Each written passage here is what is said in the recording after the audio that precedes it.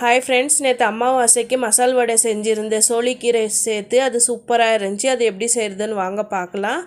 அதுக்கு நான் பெரிய பாவில் 1.5 பாவு அளவுக்கு கடலைப்பருப்பு எடுத்திருக்கேன். அதை கிண்ணத்தில் சேர்த்து வாஷ் பண்ணிவிட்டு தண்ணி விட்டு நல்லா 1 மணி நேரம் இல்லை 1.5 மணி நேரம் வரைக்கும் ஊற விடலாம்.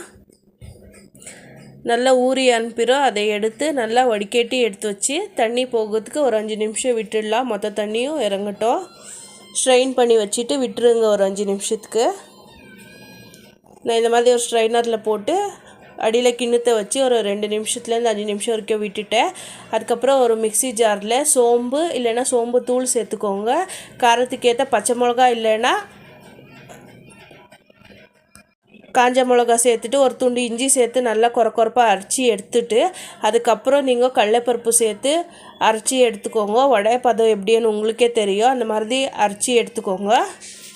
அதுக்கப்புறம் ஒரு கைப்பிடி அளவுக்கு ஒரு வெங்காயம், நான் சோளிக்கீரை எடுத்திருக்கேன் 1 கப் அளவுக்கு.